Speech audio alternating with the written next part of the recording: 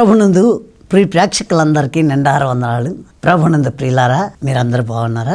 సజీవుడు జీవంగల దేవుడు మనల్ని ముఖాముఖిగా మనం మాట్లాడుకోవడానికి, మన క్షేమాభివృద్ధి కోసం ప్రార్థన చేయడానికి దేవుడు నాకు ఇచ్చిన గొప్ప భాగ్యం. మీ అందరి కోసం ప్రార్థన చేయడానికి నాకు ఇచ్చిన గొప్ప భాగ్యం.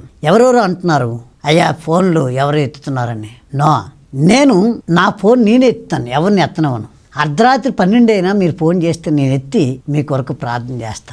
ఎందుకంటే నాకు అప్పచెప్పింది అదే పని. నాకు ఉద్యోగం, వ్యాపారం, వ్యవసాయం ఇలాంటివి లేవు. దేవుడి పనే నా పని.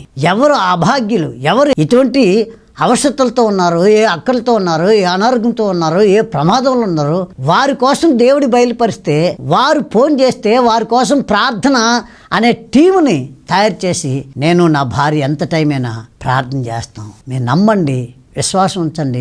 ఏ టైంలో మీరు ఫోన్ చేసినా మీ కొరకు మేము ప్రార్థన చేసి ఈ దినుడు మీ కొరకు ఉన్నాడని గుర్తిరిగి మీరు ఫోన్ చేయండి. మంచిది. ఈ సమయాన్ని చూడలేక, ఈ రోజుని చూడలేక, ఈ దినం చూడలేక మనకంటే జ్ఞానవంతులు, విద్యావంతులు, ఐశ్వర్యవంతులు ఎంతోమంది కొట్టేస్తులు ఈ రోజుని చూడలేక ఈ భూగర్భంలో కలిసిపోయారు. నిన్ను, నన్ను, మనందరినీ సజీవుల గురించి ఈ విధంగా ముఖాముఖిగా మాట్లాడే ధన్యత ఇచ్చాడే ఆ మహాదేవునికి కోటాను కోట్ల స్తుతులు, స్తోత్రాలు చెల్లిస్తూ దేవునికి వాక్యంలో ముందు సాగుదాం. దేవుడు ఎవరిని వాడుకుంటాడంటే, దేవుని యొక్క బిడ్డలారా, చాలా మంది భయపడుతూ ఉంటారు. ఏంటంటే చాలా మంది భయపడుతూ ఉంటారు, నాకున్న బలహీనత, నాకు ఉన్న జబ్బుని బట్టి నన్ను దేవుడు వాడుకుంటాడా? దేవునికి బిడ్డలారా, మీరే స్థితిలో ఉన్నా నీ స్థితిని నీకు తెలియదు, కానీ నీ స్థితిని బాగా ఎరిగినవాడు మన సృష్టికర్తని దేవుడు, మళ్ళీ పిలిచిన దేవుడు, మళ్ళీ ఎరిగిన దేవుడు, మన తల్లి గర్భంలో పిండముగా ఉంటప్పుడే చూసిన దేవుడు. ఆ పిండం నుండి ఇప్పుడు వరకు, ఈ వయసు వచ్చే వరకు, ఈ వయసు వరకు ఇలా ఉన్నాము, ఈ విధంగా జీవిస్తున్నాం అంటే ఆయనకి మరుగైంది ఏదీ లేదు. అన్నీ తెలిసిన వ్యక్తి, అన్నీ ఎరిగిన వ్యక్తి. కాబట్టి ఇప్పుడు ప్రేక్షకులారా, ఈ సంధ్యాకాల సమయంలో ప్రభు మాట్లాడుతున్నది ఏంటంటే, బైబిల్లో కుష్ఠరోగుల్ని వాడుకొని అనేకులు ఆకలి తీర్చేటట్టు, వీళ్ళకే అన్నం లేదు, వీళ్ళకే ఠికానా లేదు, వీళ్ళకే తిండి లేదు, వీళ్ళకే ఎవరు గౌరవించే స్థితి లేదు. కానీ వీరు కడుపు నిండా తింటూ, ఈ యొక్క కుష్ఠరోగుల మనసు ఎంత గొప్పదంటే, వీరు కడుపు నిండా తింటూ, వీళ్ళు బాగుపడుతూ ఇతరులు బాగు చేసే మనసు ఉంది. దేవునికి స్తోత్రం. Glory to the God. ఆమేన్.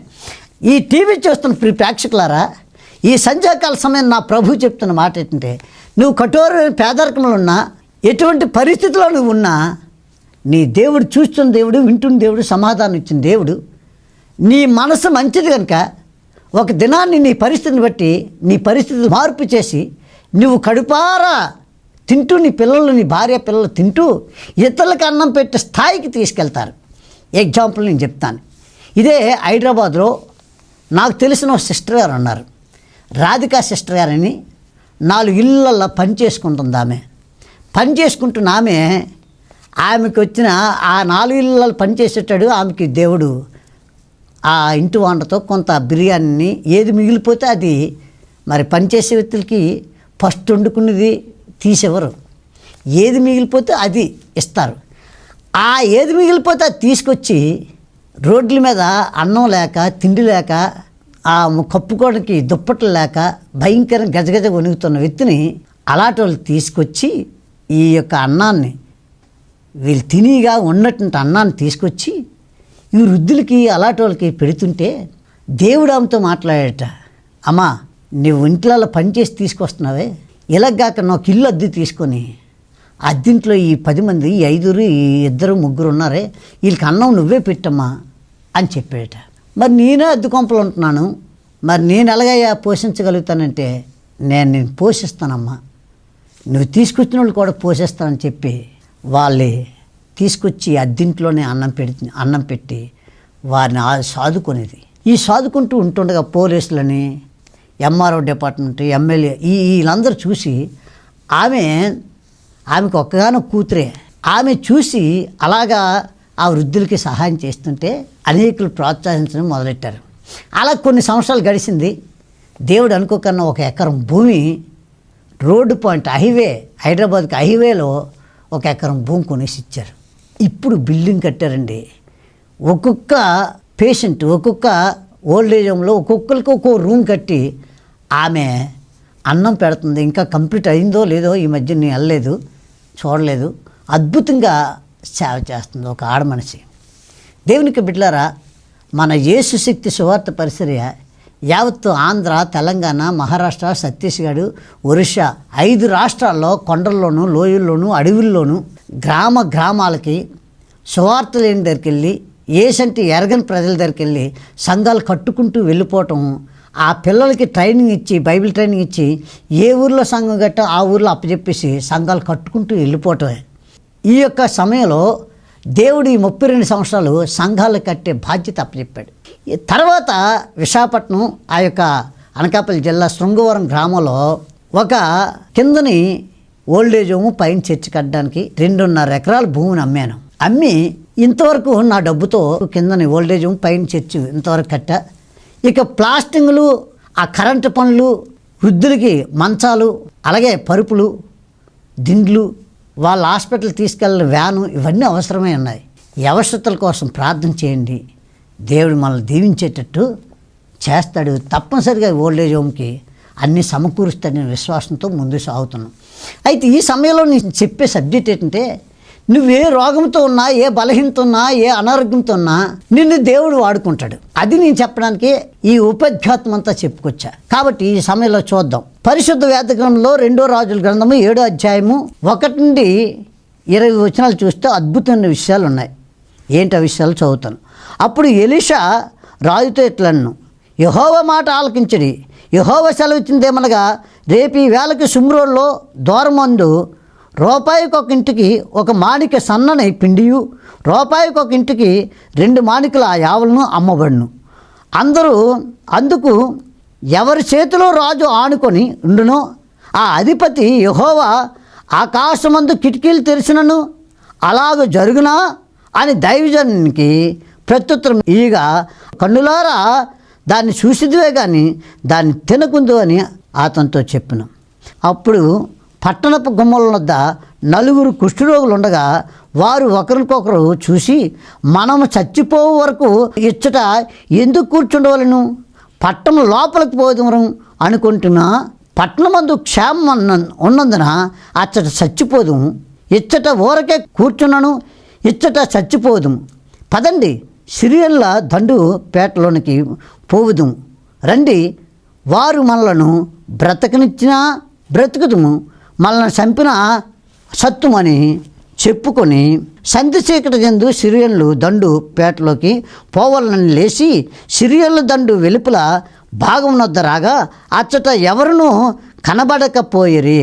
యెహోవా రథముల ధ్వనియు, గుర్రముల ధ్వనియు, గొప్ప సమూహ ధ్వనియు సిరియన్లు దండునకు వెరబడినట్లు చేయగా, వారు మన మీదకి వచ్చుటకై ఇశ్రాయేలు రాజు ఇత్తీయుల రాజులకును ఐగుప్తు రాజులకును బత్తిమిచ్చి ఉన్నాడని సిరియన్లు ఒకరితో చెప్పుకొని లేచి తమ గుడారములను, గుర్రములైనను గాడిదలైనను దండుపేటలో నున్న వాటినైనను ఏమీ తీసుకొనకే తమ ప్రాణముల రక్షించుటకు చాలునని సంధి చీకటిని ఉన్నట్టుగానే పేట విడిచి పారిపోయి ఉండిరి. కాబట్టి ఆ కుష్ఠరోగులు దండుపేటల వెలుపటికి భాగమునద్దకు వచ్చి యొక్క గుడారము జొచ్చి భోజనములు చేసి అచ్చట నుండి వెండి బంగారములను బట్టలను ఎత్తుకొని పోయి దాచిపెట్టి తిరిగి వచ్చి మరి యొక్క గుడారము చొచ్చి అచ్చట నుండి సొమ్మెత్తుకొని పోయి దాన్ని దాచిపెట్టిరి. వారు మనము చేయనిది మంచి పని కాదు. నేటి దినమున శుభవర్తమానం గల దినము మనం ఊరకనేలా తెల్లవారి వరకు మనం ఇచ్చట నుండినేలా ఏదైనా ఒక అపాయము మన సంభవించును. కనుక మనం వెళ్ళి రాజు ఇంటి వారితో ఈ సంగతిని తెలియజెప్పుదామని రండని ఒకరితోనొకరు చెప్పుకొని వచ్చి పట్టణపు ద్వారపాలకులకు పిలిచి, మేము సిరియల్ దండుపేటకు పోతిమి, అచ్చట ఏ మనిషి కనబడలేదు, మరియు చప్పుడేళ్ళు లేదు. కట్టబడిన గుర్రములను కట్టబడిన గాడిదలను ఉన్నవి కానీ గుడారము దగ్గర ఎవరూ లేరని వారితో అనగా, వారి ద్వారపాలకులను పిలిచి వారిని లోపలనున్న రాజు ఇంటి వారితో ఆ సమాచారం తెలియజెప్పగా, రాజు రాత్రి యందు లేచి తన సేవకులను పిలిపించే సిరియన్లు మనల్ని చేసిన దాన్ని నేను మీకు చూపించను. మనం ఆకలితో ఉన్న సంగతి వారు తెలిసి ఉన్నది కనుక వారు పట్టణంలో నుండి బయటకు వచ్చుట ఎడల మనము వారిని సజీవులుగా పట్టుకొని పట్టణమందు ప్రవేశించదమని సూచన పేట నిలిచి పొలంలోకి పోయి పొంచున్నారని వారితో నేను. దేవుని స్తోత్రం, హల్లెలూయా, గ్లోరీ టు ద గాడ్. దేవునికి బిడ్డలారా చూడండి, మొట్టమొదట ఎవరి మీదైతే రాజు ఆనుకున్నాడో ఆ వ్యక్తికి ప్రవక్త అయిన ఎలీషా రాజుతో చెప్తున్నాడు, అయ్యా మీరు నమ్మితే రేపు ఈ టైంకి పేదరికం అంతా పోయి మన రాజ్యంలో పేదరికం అనేది లేకన్నా తిండికి ఇబ్బంది అవుతున్న ఈ పేదలందరూ కూడా సమృద్ధిగా తినే అదృష్ట భాగ్యం రేపు ఈ టైంకి ఎలా ఉంటుందయ్యా అంటే, ఎవరి మీద ఆడుకుండో ఆ యొక్క అధికారి అంటాడు, యెహోవా ఆకాశం నుండి కుమ్మరించినా ఈ పేదరికం పోదంటాడు. అప్పుడు ఎలీషా అంటాడు, నువ్వు చూస్తావే కానీ తినే అదృష్టం నీకు ఉండదని చెప్తాడు. ఎందుకు ఈ మాట చెప్తానంటే ప్రేక్షకులారా, దైవ సేవకుడు దేవునితో నడుస్తున్న వ్యక్తి, దేవునికి ప్రజలకి మధ్యవర్తి అయినటువంటి వ్యక్తి దైవ సేవకుడు. ఆ దైవ సేవకుడు ఎప్పుడు కూడా నిరంతరం నిత్యము దేవుడితో నడవాలి, దేవుని ప్రజల కోసం మొరపెట్టాలి. అలా మొరపెట్టినవాడు, దేవునితో నడుస్తున్నవారు మీకు కల్లారా సమాజంలో కనిపిస్తారు. సంచులు తగిలించుకొని బుడబుడకలుగా తిరిగే వ్యక్తులు కాదు. ఎక్కడ పడితే అక్కడ ఫెలోషిప్లోని ఇయ్యి అని చెప్పి 24 గంటలు అవే పనుల మీద తిరిగే వ్యక్తులు కాదు. నిరంతరము యేసయ్య పాదాలు పట్టుకొని గోజాడుతూ ఆయన ఎవరికైతే సమస్యలు ఉన్నాయో ఆ సమస్యలు ఉన్న వ్యక్తుల్ని బయలుపరిచినప్పుడు, వాళ్ళ దగ్గరికి వెళ్ళి ప్రార్థన చేసినప్పుడు, ఆ ప్రార్థన ప్రతిఫలం ఆ ఇంట్లో గొప్ప ఘనమైన కార్యాలు జరిగినప్పుడు, ఈయన నిజమైన దైవజనుడు.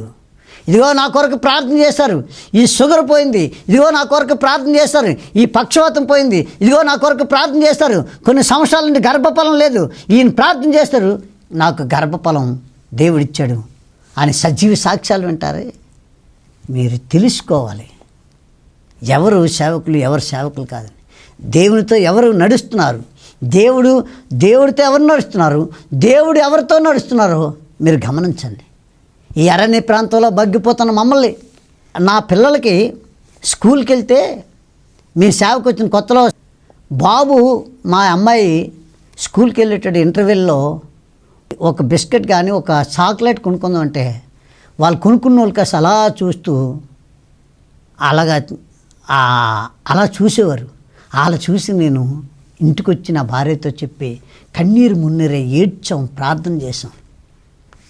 ఆకలితో అల్లంటిస్తున్నప్పుడు ఆ ఎరువుల్లోకి వెళ్ళి అడవి చింతకాయలు తెచ్చి నేను నా భార్య పిల్లలు తినే రోజులు కఠోరమైన రోజులు అవి.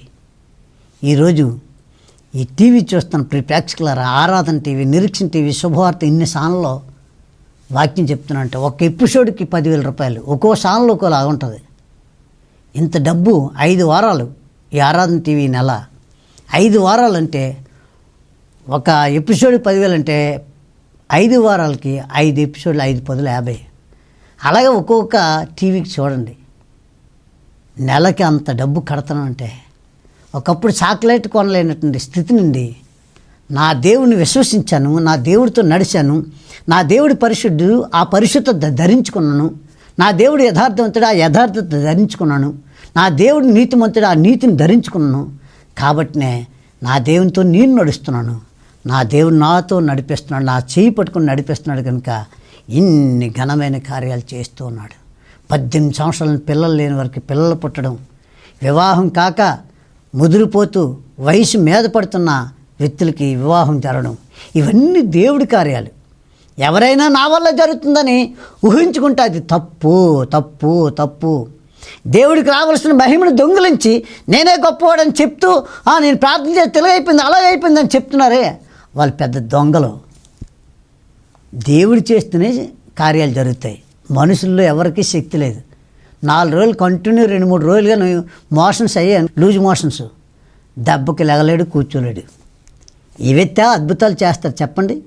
ఈ మనిషా, ఈ వ్యక్తి, ఈ మట్టి శరీరమా, ఈ పురుగు వంటి వాడా, అంతలో కనిపించి అంతలో మాయమయ్యేవాడా, గాలి లాంటి ధూళి లాంటి వ్యక్తులా అద్భుతాలు చేసేది?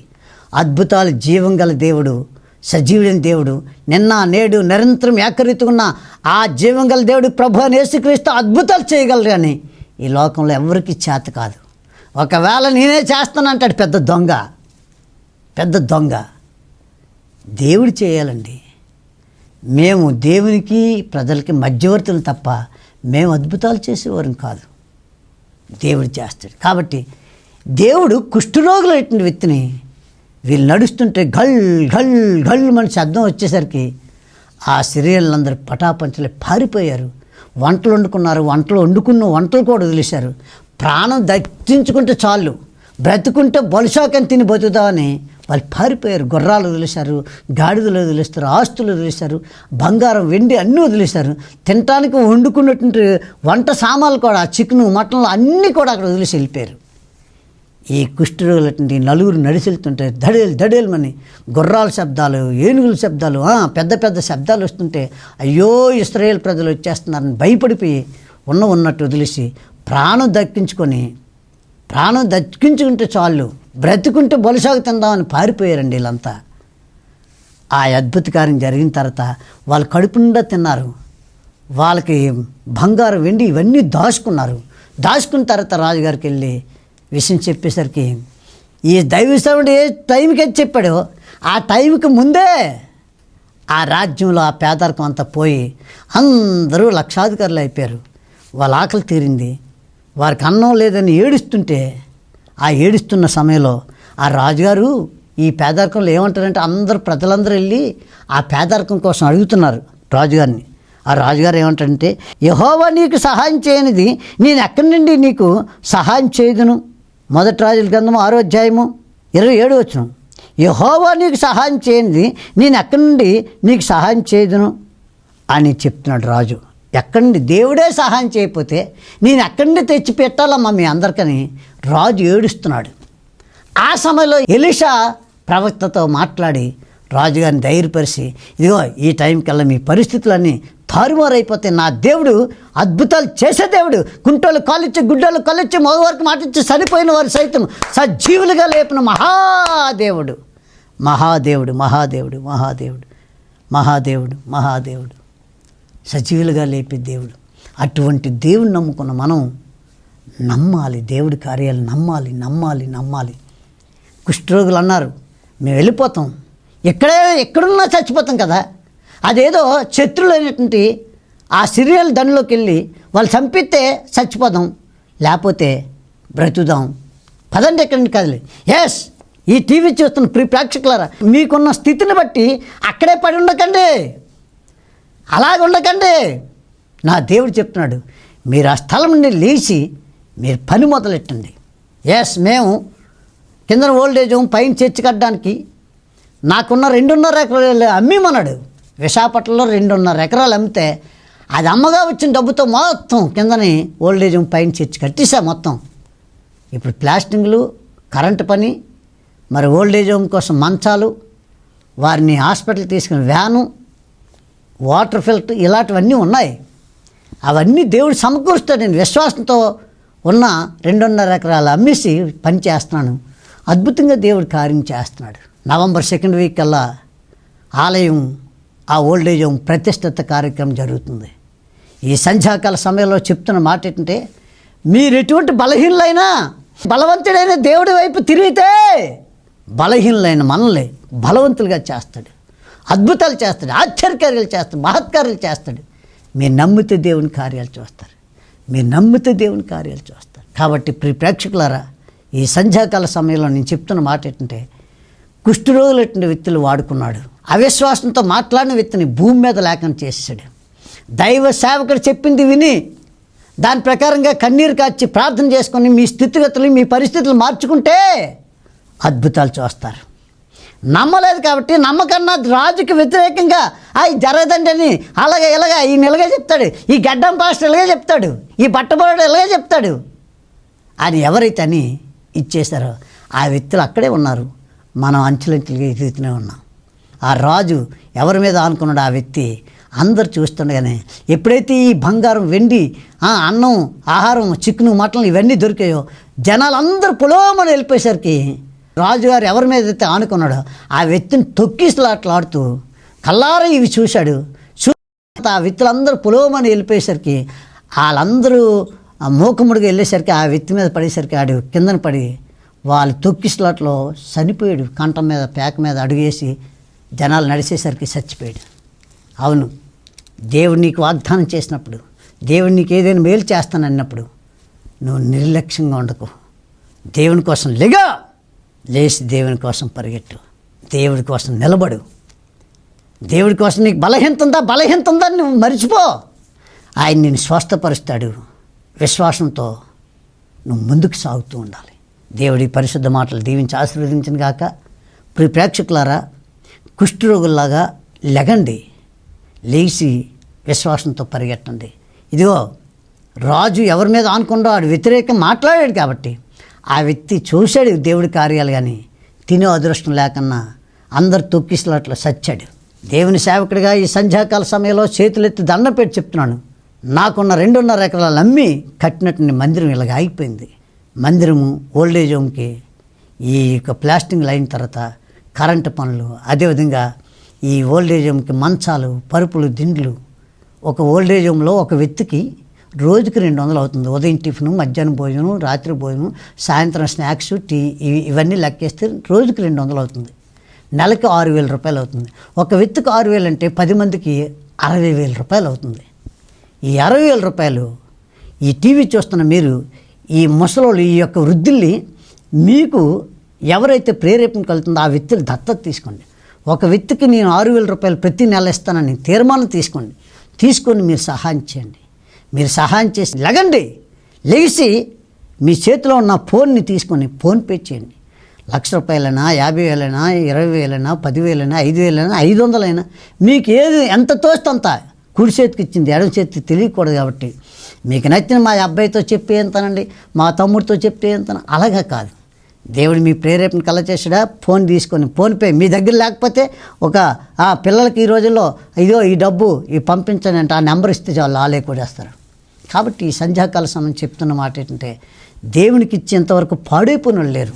దేవుడికి ఇచ్చి వారు విపరీతంగా ఆశీర్వదించబడేది, దేవునికి మహిమకరంగా జీవించిన వాళ్ళు చూస్తున్నాం. కాబట్టి ఈ సంధ్యాకాల సమయంలో మీరందరూ సహకరించి లెగిసి పూనుకొని ఈ పనిని మీరు పూనుకొని మీరు సజీవులు గుండి విస్తారమైన దీవులు పొందుతారని ఆశిస్తూ ఈ మాటలు ముగిస్తున్నాను. ప్రార్థన చేసుకుందాం.